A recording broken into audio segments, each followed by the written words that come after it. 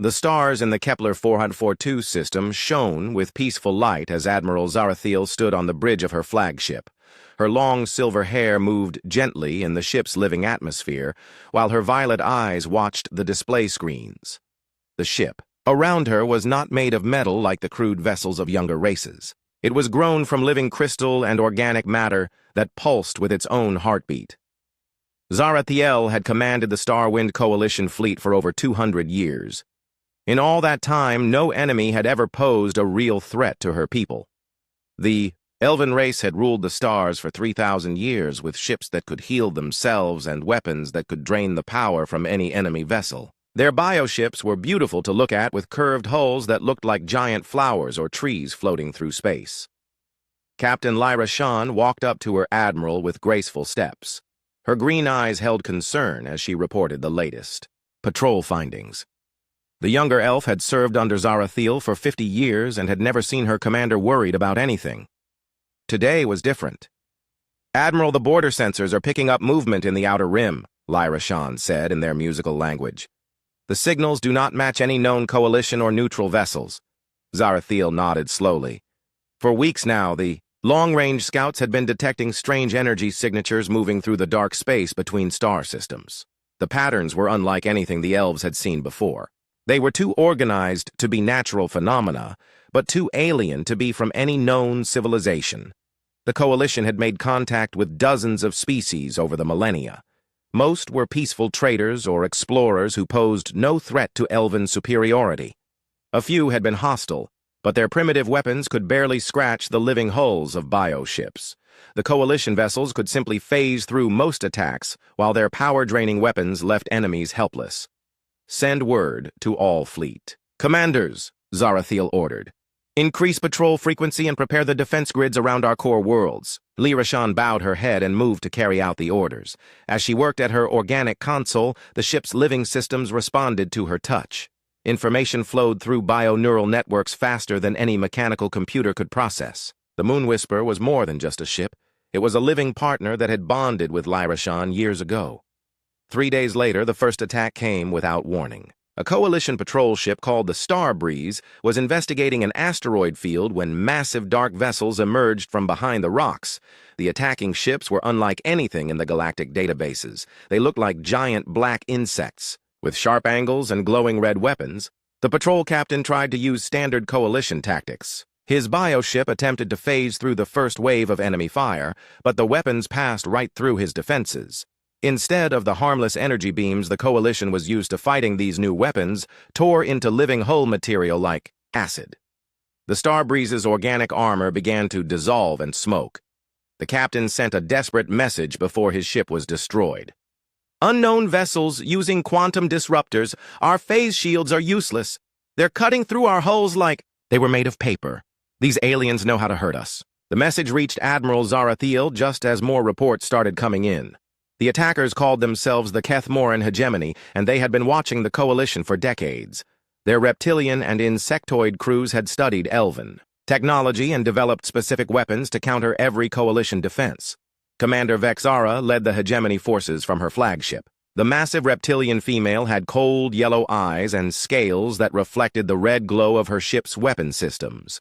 Her vessel was built from dark metal and powered by contained singularities. Where Coalition ships were elegant and alive, the Hegemony vessels were brutal and efficient.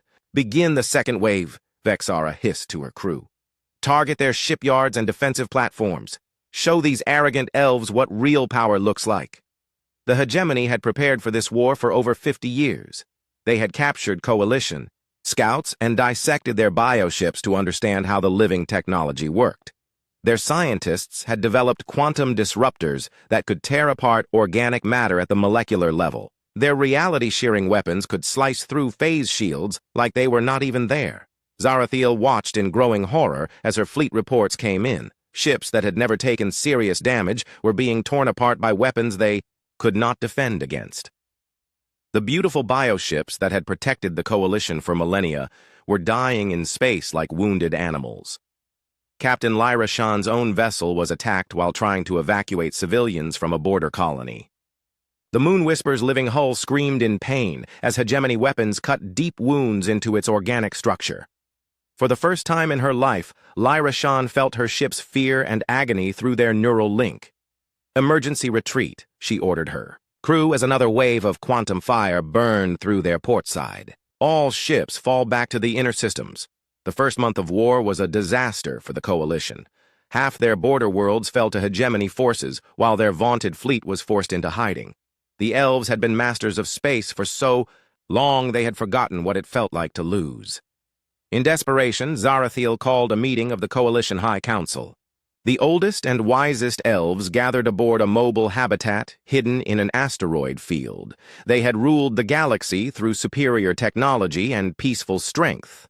Now they faced an enemy that had turned their own advantages against them. "We must consider all options," the council leader said with sadness in her ancient voice. "Perhaps it is time to awaken the Starkillers from their long sleep." The Starkillers were weapons of unimaginable power that the elves had sealed away eons ago. They could destroy entire solar systems, but using them would make the Coalition no better than the hegemony. Many council members argued against such desperate measures. As the debate continued, Zarathiel made a decision that would change everything. She ordered her communications officers to send a message to every known civilization in the galaxy. The proud Coalition was asking for help for the first time in their long history. "To all spacefaring peoples," the message began. "The Starwind Coalition requests immediate military assistance against the Kethmoran hegemony. We offer technology and resources in exchange for aid. Our need is urgent." Most species ignored the call. Others sent polite refusals. The Coalition had been too proud and distant for too long to expect much sympathy. But one response came from an unexpected source using primitive radio waves instead of quantum communications. "This is Captain Lisa Martinez of the Terran Confederation," the crude transmission said. "We received your distress call and are willing to provide military assistance. Please respond with coordinates for a meeting." The council members looked at each other in confusion. None of them had ever heard of this Terran Confederation. How could a species still using radio technology possibly help against the mighty hegemony? But with their fleet scattered and their worlds burning desperate, times called for desperate measures. 3 months had passed since the Kethmoran hegemony began their invasion, and the Starwind Coalition was losing badly. Admiral Zarathiel stood in the command center of a hidden mobile station, watching the latest battle reports with growing despair. Her once mighty fleet had been reduced to less than half its original strength, while hegemony forces controlled most of the outer territories. The elven refugees filled every available space on the remaining Coalition worlds. Families who had lived in peace for generations now huddled in temporary shelters while their beautiful crystal cities lay in ruins. The bioships that had protected them for millennia were scattered and hiding in asteroid fields like wounded animals seeking shelter. Captain Narration limped into the command center with her arm in a bio-regeneration sleeve.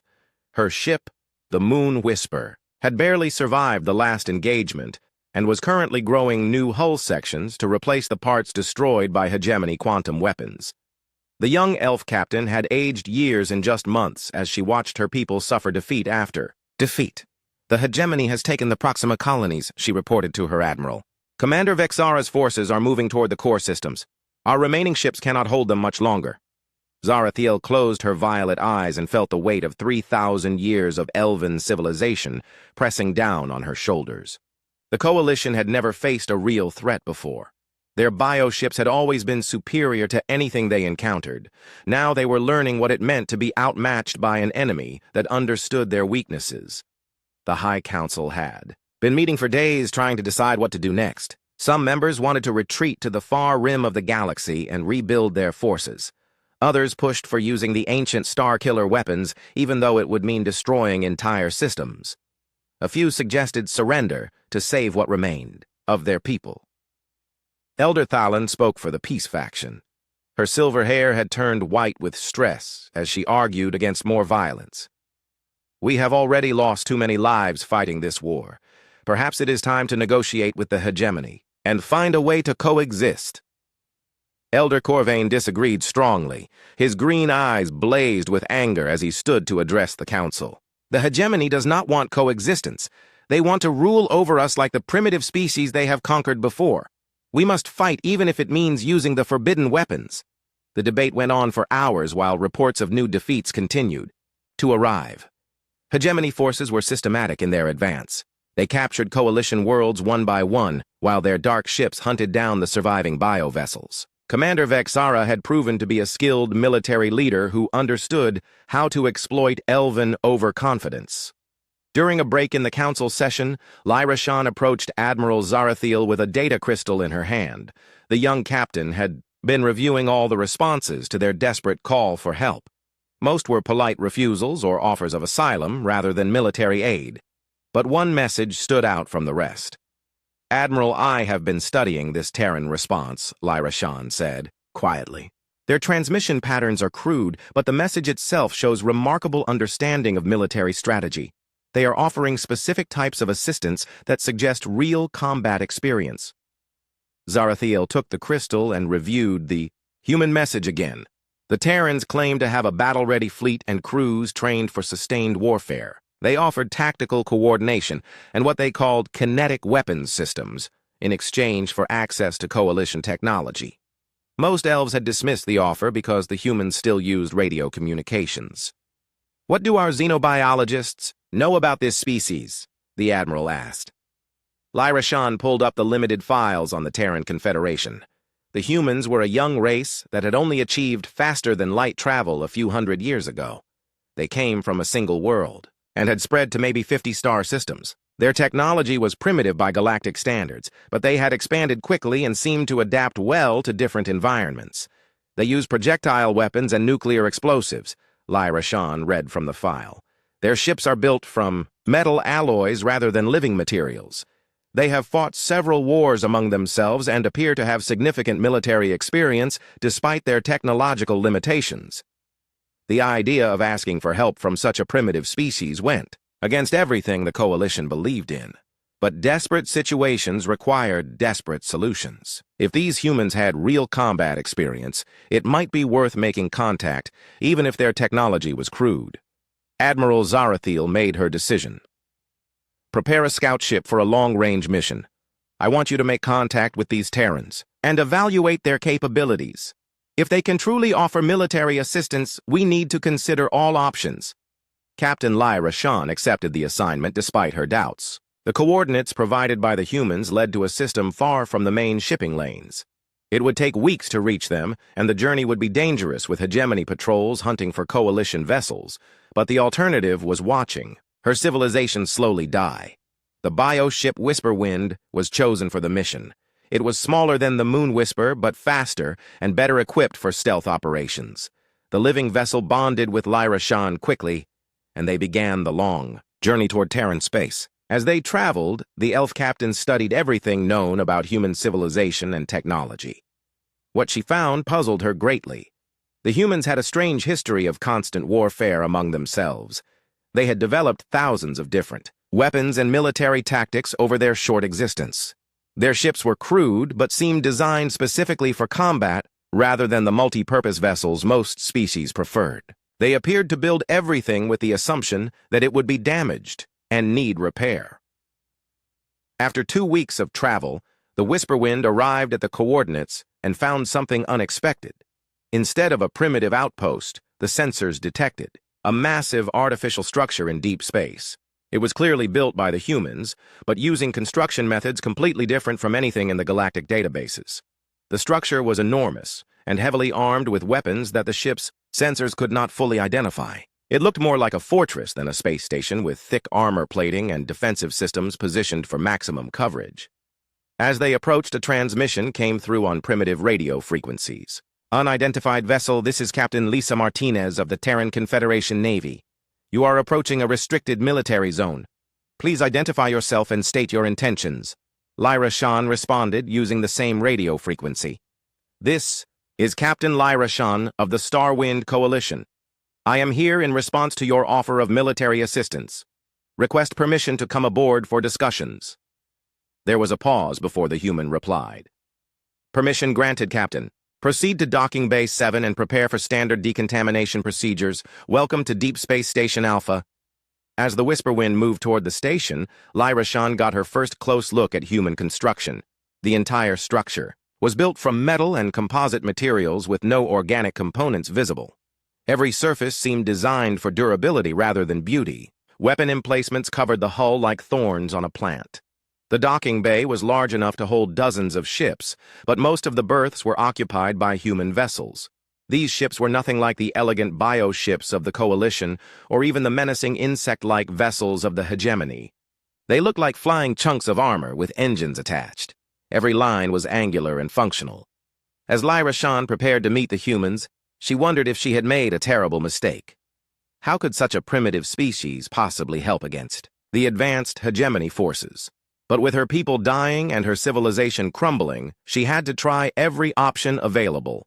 The airlock cycled, and she stepped aboard the human station for the first time. The corridors were narrow and filled with pipes and cables rather than the flowing organic passages she was used to.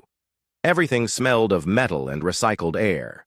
But as she walked toward the meeting room, she could not shake the feeling that these crude surroundings hid something much more dangerous than they appeared.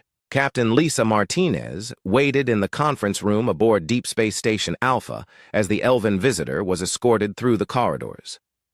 The human officer was shorter than most of her crew, with dark hair tied back in a practical style and brown eyes that missed nothing. She had served in the Terran Navy for 15 years and commanded 3 different ships before being given the Valiant. The station's artificial gravity and atmosphere had been adjusted to accommodate their guest. But Martinez wondered how the elf would react to human military efficiency. Everything on the station was built for function rather than form, with redundant systems and armor plating that could withstand direct hits from enemy weapons. Captain Narration entered the room, and Martinez got her first look at one of the legendary elves. The alien woman was tall and graceful with silver hair and violet eyes that seemed to glow with their own light. Her uniform appeared to be made from some kind of living material that shifted colors as she moved. Despite her beauty, there was obvious stress and fatigue in her expression. "Welcome aboard, Captain Narration," Martinez said, extending her hand, in the human gesture of greeting. "I am Captain Lisa Martinez of the TCS Valiant. Thank you for making the journey to meet with us."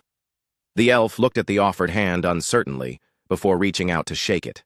Her grip was firm, but her skin felt cooler than human normal. "Thank you for agreeing to help, Captain Martinez. I must admit I was surprised to receive your response to our call for assistance." Commander Amy Brooks entered the room carrying a datapad filled with tactical information. The human woman was tall and blonde, with sharp blue eyes that constantly analyzed everything around her. She had spent years studying alien military tactics and was eager to learn more about the current conflict.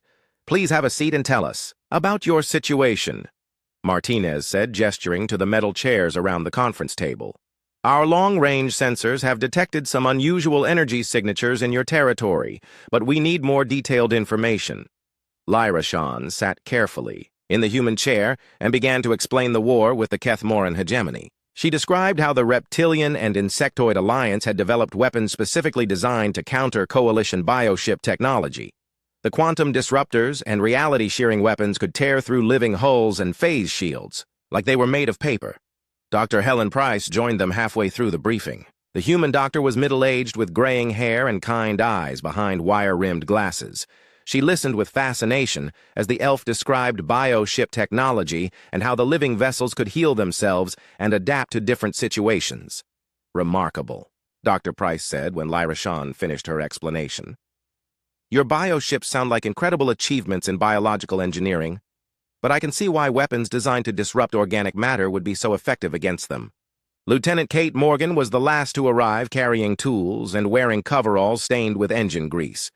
The young human woman was responsible for keeping the station and its ships running properly. Her red hair was pulled back in a ponytail, and her green eyes were bright with curiosity about alien technology. "Sorry I'm late," Kate said, taking a seat at the table. "I was running diagnostics on the Valiant's main engines, so these bioships actually grow their own hull plating and repair systems automatically." Narration nodded and produced a small sample of living hull material from her pouch. The substance looked like crystal, but pulsed with a faint blue light and seemed to respond to her touch. "This is what our ships are made from. It can adapt to different threats and regenerate damage over time." Kate examined the sample with obvious interest, while Dr. Price took readings with a medical scanner. Commander Brooks was more focused on the tactical implications of what they were hearing. The hegemony had clearly studied Coalition technology for years before launching their attack. "What kind of weapons do you currently use against these hegemony ships?" Brooks asked. The elf captain explained Coalition military doctrine, which relied heavily on energy weapons that drained enemy power systems and phase technology that allowed ships to avoid most attacks. Their strategy had always been based on technological superiority rather than sustained combat.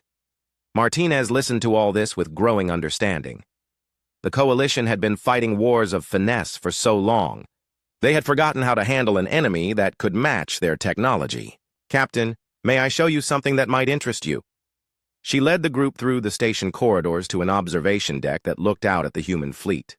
Dozens of warships floated in formation around the station, and every one of them looked like it was built for war. The vessels were angular and heavily armored with multiple weapon systems visible on their hulls. "This is the TCS Valiant," Martinez said, pointing to the largest ship in the formation. The battleship was over 1 kilometer long and looked like a giant wedge of armor plating and gun turrets. "She carries kinetic weapons, nuclear missiles, and enough armor to survive direct hits from almost anything." Narration stared at the human vessel with confusion. It was completely unlike anything she had ever seen.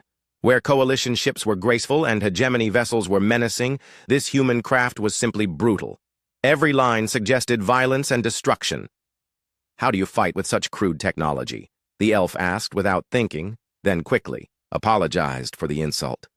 Martinez laughed and waved off the apology. "No offense taken, Captain. Our ships are crude compared to yours, but they have one advantage.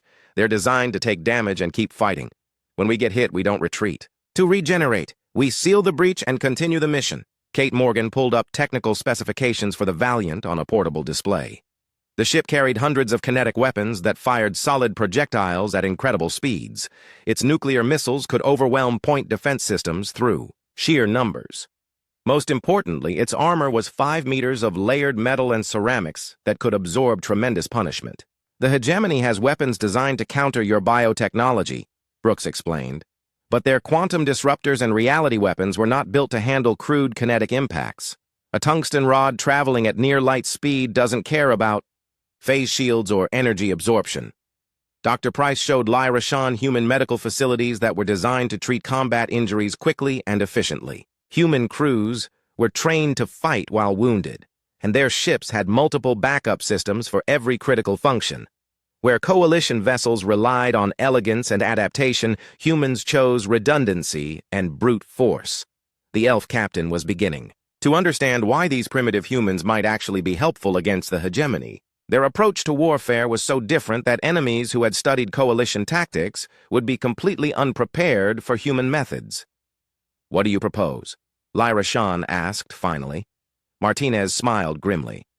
"We propose a joint operation to test our capabilities against hegemony forces. The Coalition provides intelligence and support, while the Valiant demonstrates human military doctrine. If it works, we can discuss a larger alliance." The plan was simple and direct in typical human fashion. They would find a hegemony patrol fleet and engage them in battle to see how human technology performed against quantum weapons and reality disruptors. Narration was skeptical that one crude human ship could make any difference, but she was desperate enough to try anything. "Very well, Captain Martinez," she agreed. "But I warn you that hegemony forces are more dangerous than anything your species has likely encountered before." The human captain's smile became even grimmer. "Captain, you might be surprised what humans are capable of when we put our minds to destruction. The hegemony is about to learn that sometimes the most advanced technology loses to the most determined opponent." As they prepared for the joint mission, Narration found herself hoping that human confidence was not just arrogance. Her people were counting on this alliance to save them from extinction. Soon they would discover whether primitive human weapons could succeed where elegant elven technology had failed. The test came sooner than expected when long-range sensors detected a hegemony patrol fleet moving through the Proxima B system. Commander Vexara was leading 3 heavy cruisers on a routine sweep when they picked up the energy signature of what appeared to be a Coalition bioship with an unusual escort vessel. Captain Lisa Martinez stood on the bridge of the TCS Valiant as her crew prepared for their first engagement with hegemony forces. The human battleship had separated from the main fleet and was now operating alongside Captain Lyra Shawn's rebuilt scout vessel. The two ships made an odd pair with the graceful elven craft looking like a flower next to the brutal human warship. "Enemy vessels detected," reported Commander Amy Brooks from her tactical station. "3 hegemony cruisers approaching on Vector 27 Mark IV. They're moving to intercept us." Martinez nodded calmly as she studied the tactical display. The hegemony ships were sleek predators built for speed and firepower. Their dark hulls bristled with quantum weapons and reality disruptors, while advanced sensors scanned for coalition weaknesses to exploit. On the elven scout ship, Lyra Shawn felt her bio-vessel's fear through their neural link. The living ship remembered the pain of quantum weapons tearing through its hull and wanted to flee from the approaching danger. She gently reassured the vessel while opening a communication channel to the human battleship.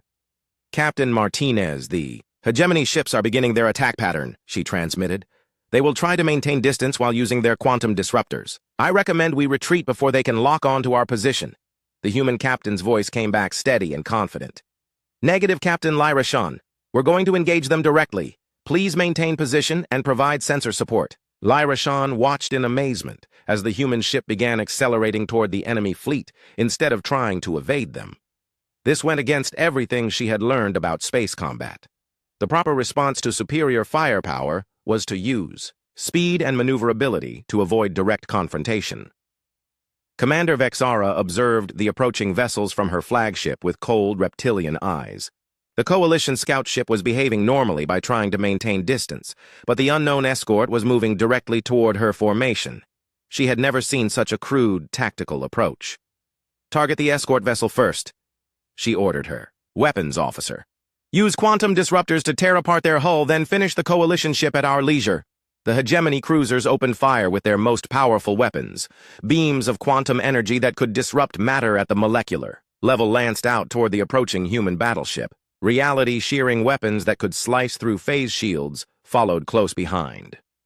On the Valiant's bridge, Martinez watched calmly as enemy fire struck their forward armor. The quantum beams that would have torn through organic hull material splashed harmlessly against 5 meters of layered metal and ceramics. The reality weapons that could bypass energy shields found nothing but solid matter to cut through. "Damage report," she called out. Lieutenant Kate Morgan checked her engineering displays from the damage control station. "Forward armor penetrated. In sections 7 and 12, automatic sealers have contained the breaches. Hull integrity at 96%. Brooks updated the tactical situation as the range continued to close.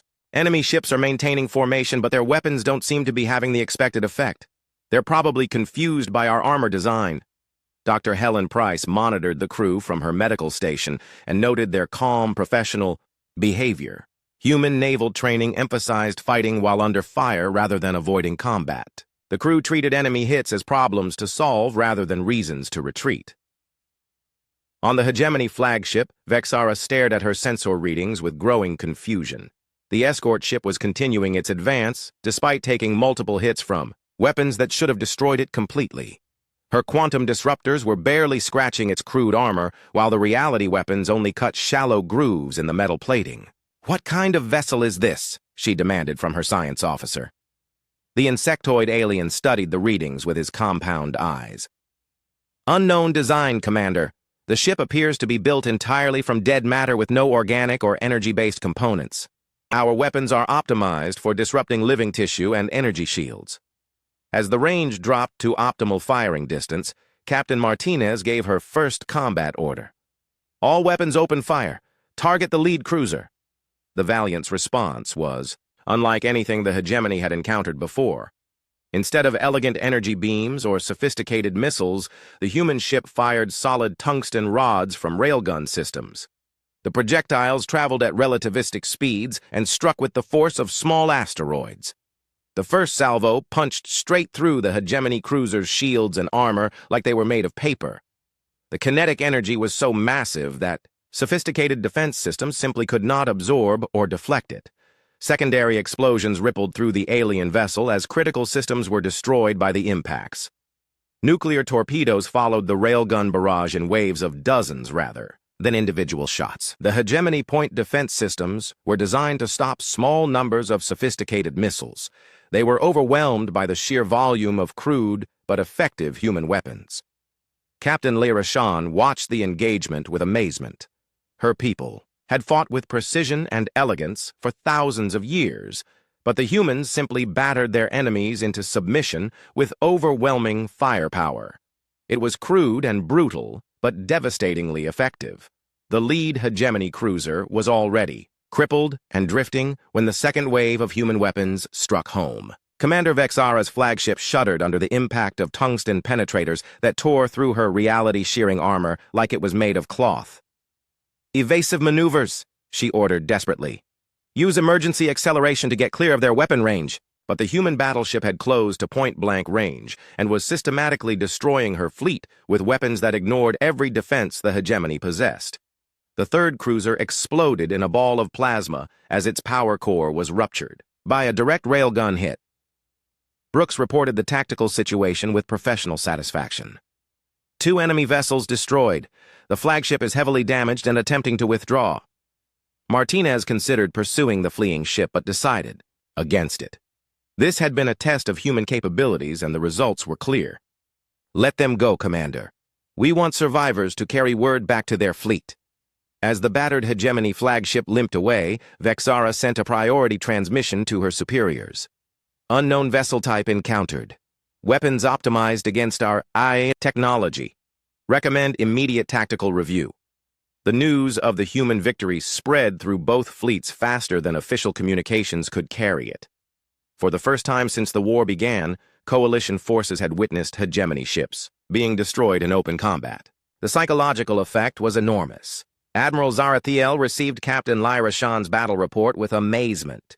These primitive humans had accomplished what the mighty coalition fleet could not manage. Their crude weapons and brutal tactics had turned sophisticated hegemony advantages into weaknesses.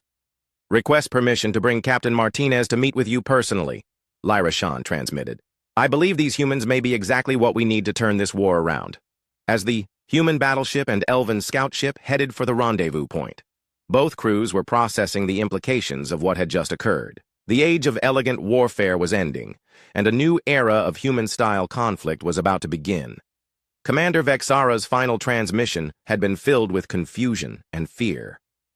"What are these creatures?" she had asked. Soon the entire galaxy would learn the answer to that question as humanity announced its presence on the galactic stage. Admiral Zarathiel stood in the docking bay of the Mobile Coalition headquarters, watching the human shuttle approach. 3 weeks had passed since the victory at Proxima B, and word of the engagement had spread throughout both fleets. For the first time in months, coalition forces were talking about hope instead of defeat. Captain Lisa Martinez stepped out of the shuttle wearing her standard Terran Navy uniform with its practical design and subdued colors. She was followed by Dr. Helen Price, who carried a medical kit and several data storage devices. The human officers looked small and unremarkable compared to the tall, graceful elves, but their confidence was obvious. "Welcome aboard, Admiral," Martinez said, offering the human greeting gesture. "Thank you for agreeing to this meeting." Zarathiel studied the human captain with her violet eyes and tried to understand how such an ordinary-looking person could command the vessel that had destroyed 3 hegemony cruisers. "The pleasure is mine, Captain Martinez. Your victory has given my people something we had almost lost." They walked through the organic corridors of the Elven station, while Dr. Price examined the living walls with scientific fascination. The bioarchitecture was beautiful, but the human doctor noticed stress patterns in the material that suggested the station was struggling to maintain itself under difficult conditions. In the conference room, they were joined by Captain Narashan and several other coalition officers. The elves looked tired and worn from months of losing battles, but there was new energy in their movements. The impossible human victory had proven that the hegemony could be beaten. "Tell me about your military capabilities," Zarathiel requested, as they took seats around the living table. "How many ships does the Terran Confederation have available for this conflict?" Martinez pulled out a datapad with human fleet specifications. "We can commit 12 battleships and 36 smaller vessels to joint operations. Each battleship carries the same weapons loadout as the Valiant, along with full support equipment and trained crews." The numbers seemed small compared to the massive fleets that had fought galactic wars in the past, but Narration had seen what one human battleship could accomplish. A dozen such vessels might be enough to change the entire balance of the conflict. Dr. Price shared her analysis of coalition biotechnology with the elven scientists present. Your living ships are remarkable achievements, but they have become a weakness against enemies who understand organic systems. We propose sharing human engineering principles to make your vessels more resilient. The idea of combining human and elven technology was intriguing. Human redundant systems and armor plating could protect the delicate biocomponents, while elven adaptive capabilities could improve human weapon targeting and damage control. Commander Amy Brooks had remained on, the valiant, but her tactical analysis was transmitted to the meeting. The hegemony fleet was regrouping after the unexpected defeat, but their morale was clearly damaged. Enemy forces were pulling back to defensive positions instead of continuing their aggressive advance. The psychological impact may be as important as the tactical advantage, Martinez explained. The hegemony has never faced an enemy that could absorb their best weapons and keep fighting. Their entire doctrine is based on technological superiority. Admiral Zarathiel asked about human military history and was amazed by what she learned. The young species had been fighting wars for their entire existence and had developed weapons and tactics that assumed enemies would adapt to counter them. They built everything with the expectation that it would be damaged and need replacement. Your people seem to expect conflict, she observed. The coalition has known peace for millennia before this war began. Martinez nodded grimly. Humans have never known lasting peace, Admiral. We've been fighting each other in hostile environments since we evolved. It makes us good at war, but poor at preventing it. The strategic planning session continued for hours as they worked out the details of a joint offensive. The target would be the hegemony staging area in the Wolf 359 system, where Commander Vexara was rebuilding her forces. A combined human-elven fleet would attack the fortified position using tactics neither side had seen before. Captain Lyra Shan volunteered to command the coalition forces in the upcoming battle. Her ship had been rebuilt using some human engineering principles with additional armor plating and redundant systems. The hybrid design was not as elegant as traditional bioships, but it was much more durable. Dr. Price established a medical exchange program between human and elven personnel. Human combat medics trained elven healers in treating battle injuries, while elven bioregeneration techniques helped human doctors develop new treatments. The cultural exchange was as valuable as the military cooperation. Lieutenant Kate Morgan worked with coalition engineers to understand bioship maintenance and repair. The living vessels required completely different approaches from human mechanics, but the basic principles of redundancy and reliability could be applied to organic systems. The joint offensive began 2 weeks later with human battleships leading the attack while coalition bioships provided reconnaissance and support. The hegemony forces had prepared defensive positions, but their weapons were still optimized for fighting elegant elven vessels rather than brutal human warships. Commander Vexara watched from her rebuilt flagship as the enemy fleet approached. Wolf 359. She had studied the reports from Proxima B and tried to develop countermeasures for human kinetic weapons, but her scientists could not find effective solutions. How do you defend against projectiles that simply punch through everything in their path? All ships prepare for battle, she ordered her fleet.